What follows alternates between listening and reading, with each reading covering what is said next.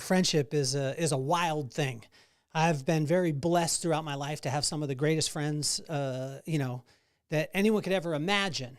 One of them sticks out to me. His name is Will, and we became friends when I was in fourth grade. I was 9 years old. I'm 49 now. This is 40 years of friendship, and you learn a lot about a person when you're on a pier fishing with them for 9 hours when you're in eighth grade. And you don't have a phone. You don't even really have bait that will catch anything. You don't have any food. You don't have any money. And you got to go to the payphone and dial 1-800-COLLECT. And when they say, who's this call for? Then you say, Mom, come pick me up. And then, that's the recording. So my mom would know, and we would just hang up before so she wouldn't get a collect call, but she would be able to know to come and get us. And we spent time on the pier singing songs that probably would get us canceled today. I got pooped on by a pelican on top of my head after chopping him in the neck, and I think that was karma. But I look at Will, and every single time I've had an expectation of our friendship, he's exceeded it. This guy comes in with absolutely no agenda. He's just there for me. He's been there for me in the darkest valleys, at the highest peaks, and on the way up the mountain. He has done every single thing. Like in my life, I've almost experienced everything, almost every single thing from life or from birth to death, to mourning, to celebration, to everything in the middle. And I've experienced them with my buddy Will. And he lifts me up all the time. He's just that friend that is there no matter what. And we have discussions, that, like, literally, someone said to me the other day that you don't have real friends unless the text messages that you send back and forth to each other, if they got exposed, you would get canceled. And I was like, well, I guess that would happen. And when I looked through this, and I just want you to know, Will, I want to speak directly to you. I love you. You have been there for me through, my losing my mom, losing my dad. Well, I didn't really lose them. I know where they went. Your mom went on to heaven. We got a chance to be able to spend time there through marriages, through divorces, through kids, through all these things. And you've been there with me with the darkest times, the valleys, all the stuff, up the mountain on the highest peaks. And I just want to tell you how much I love you, man. I don't tell you enough, but the little things that you do, just the person that you are and the friendship that you've given me over the last 40 years is unreal. And I hope that every single person has a friend like you in their life, for their life. And so as I was reading Proverbs 23, it gives us the roadmap to friendship and drives home the importance of relationship over religion. So why don't we get this party started?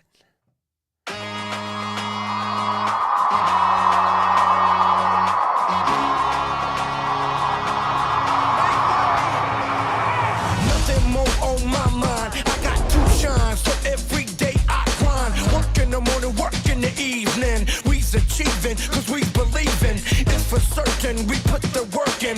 We ain't stopped just because it's hurting right before your eyes. So it's coming to no surprise. The takeover is televised over and over and over again. Make no mistake, we continue to win. Defeat never known, cause I will not lose. They wanna mimic my moves, but can't walk in my shoes.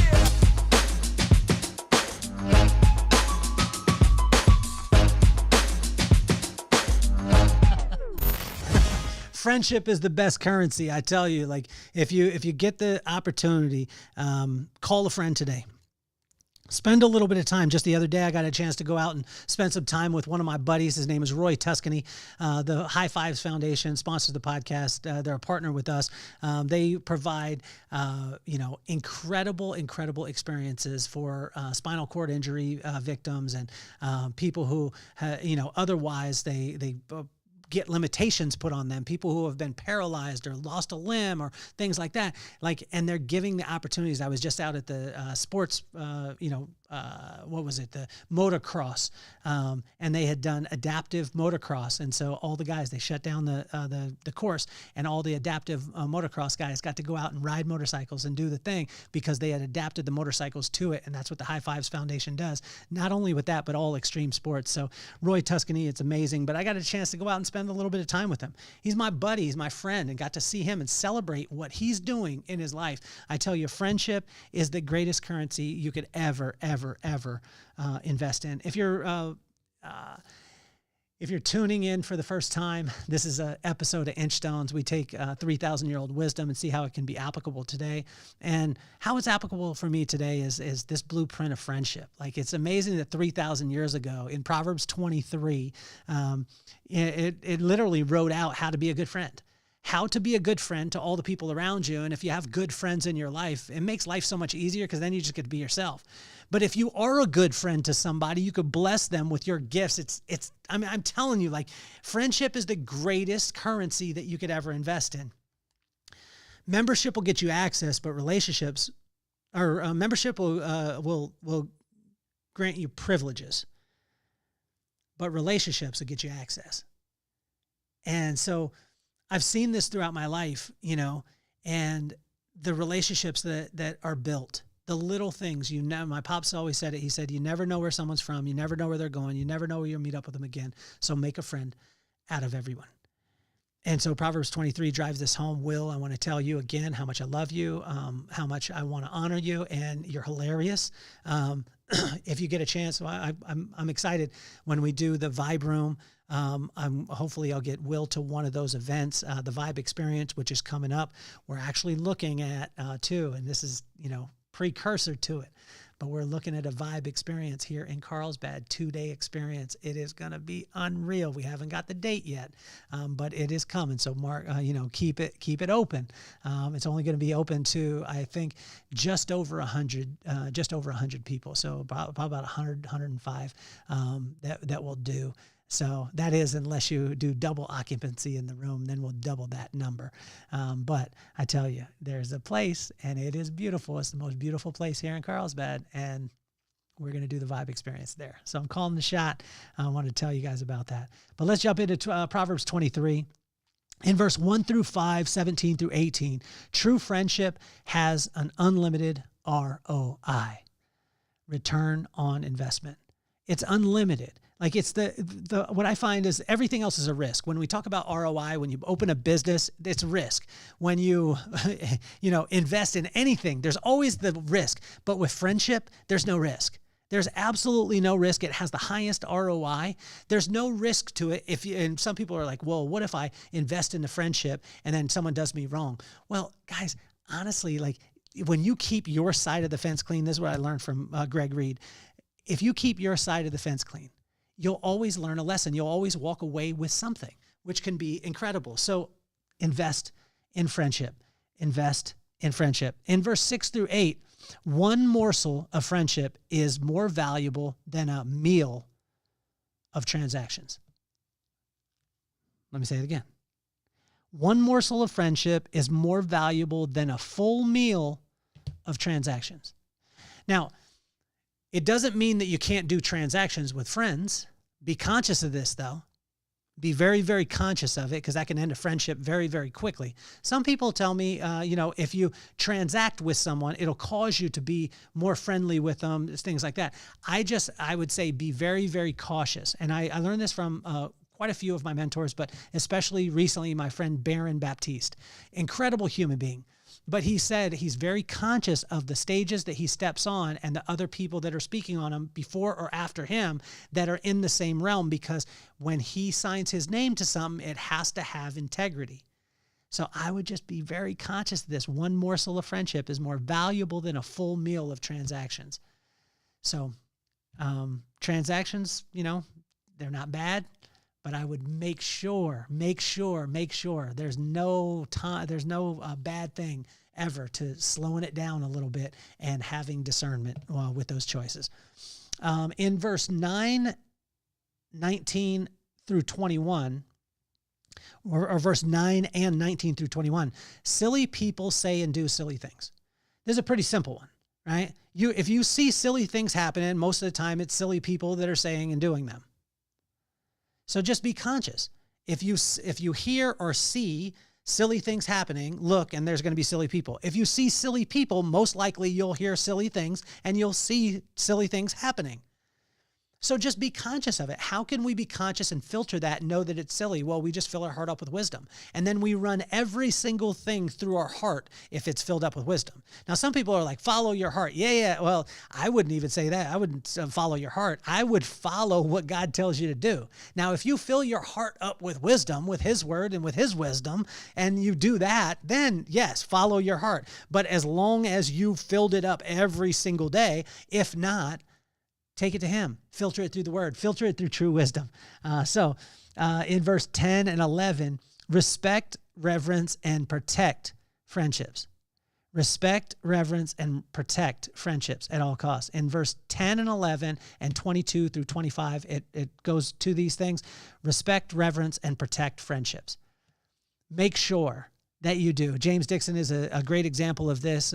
He is an incredible human being and a great friend of mine, and he does this. And I tell you, for me, it's very simple. Will respects me, he reverences me, and he protects our friendship. And he does that through the time that he spends, the energy that he puts into it, the love that he gives. I mean, honestly, over 40 years, that's my brother. It's not my blood, but in my head, he's my chosen family. And Will, I want to tell you again how much I love you.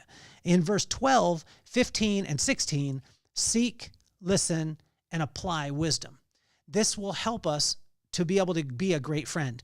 If you seek, listen, and then apply wisdom. But if you just seek it, but you don't listen to it, you listen to it, but you don't apply it, it won't work. Wisdom is like this. We got to seek it out. We got to say, like, this is what I'm going after. What is wisdom? It's the right use of knowledge. Where can we get it? From the fear of God. So we need to seek it, we need to listen to it, we need to apply it. And when we do that, it'll show us how to be the greatest friend possible to other people. And then guess what? We'll have the opportunity to have those people in our life too. And I'm very, very fortunate to have one of those in William Simmons, my man, William Howard Simmons. I love you, buddy. You're incredible, man. In verse 13 and 14, invite discipline, and it's easier to accept.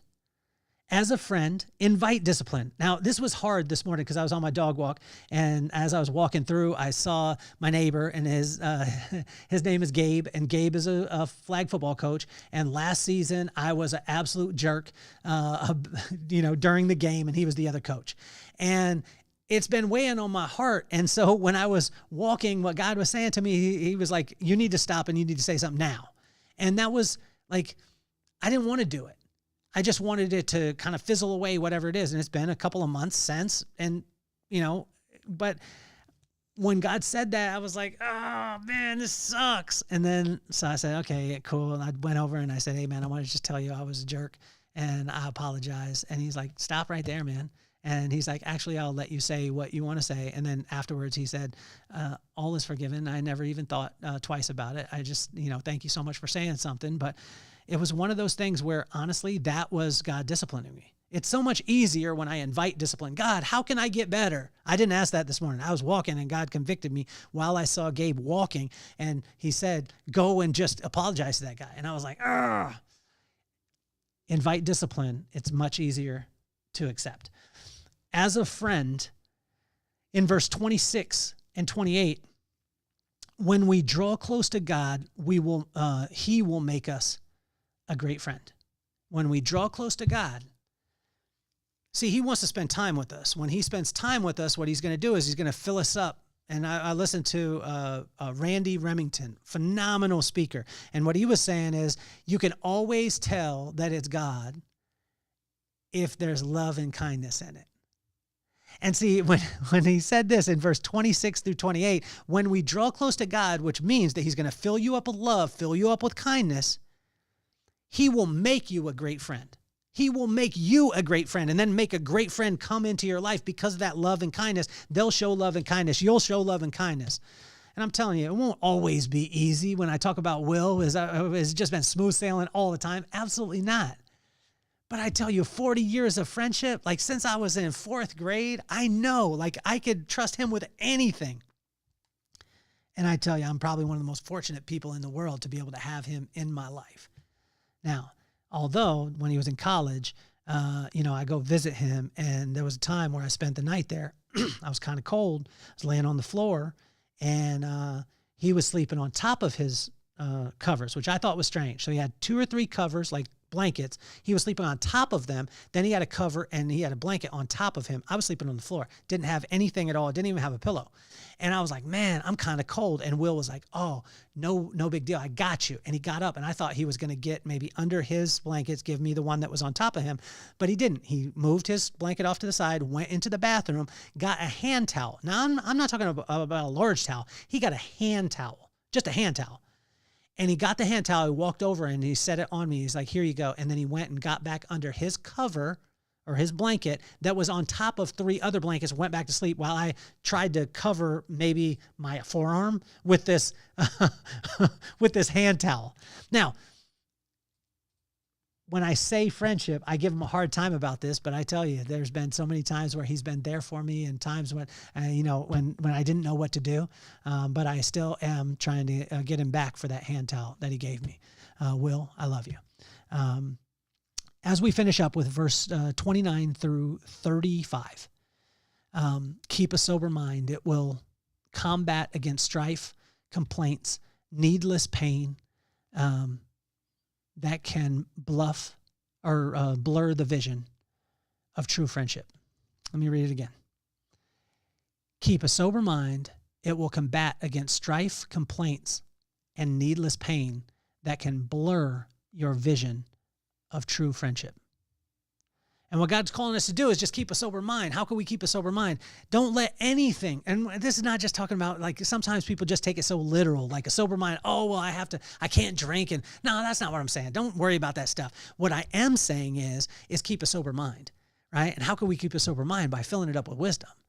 And what is wisdom? It's right use of knowledge. And when we have that, we can keep a sober mind, because there are going to be circumstances that come in a friendship that cause us to be blurred a little bit and start to say, oh my gosh, they just did this circumstantially. They just did this. And then you look back. For me, if I even have that, which I haven't, and I can't even remember with Will, but if I did, I would look back to 40 years of friendship. I would look back to who was there for me when my mom died, when my pops passed away, when my business went away. In the darkest times of my life, who was there? It was that guy. It was William Howard Simmons, the guy who had all the Star Wars figures, the name brand ones that I didn't have any of them, and he let me play with them.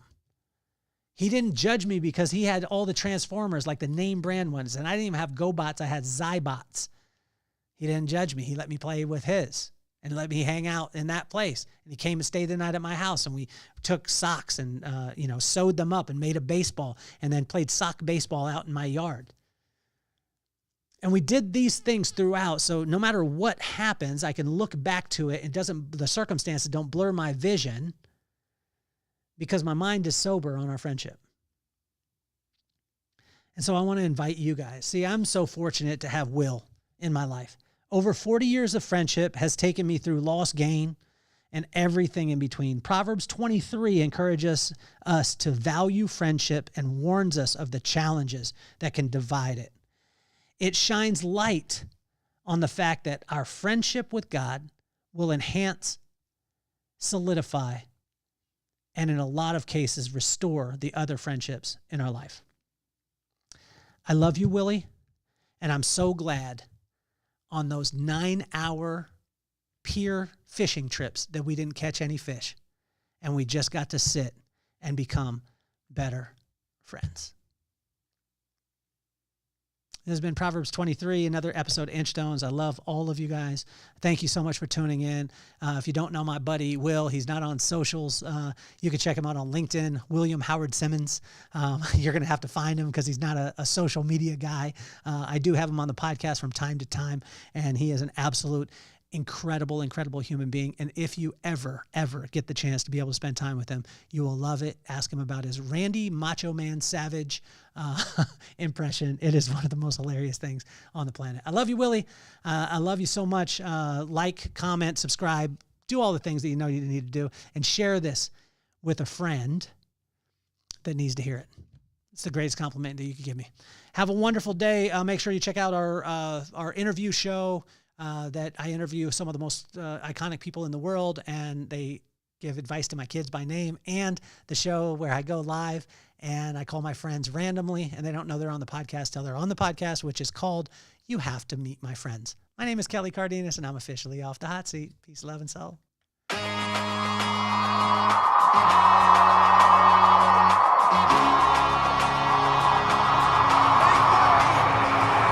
Nothing more on my mind. I got to shine, so every day I grind. Work in the morning, work in the evening. We's achieving, cause we believing.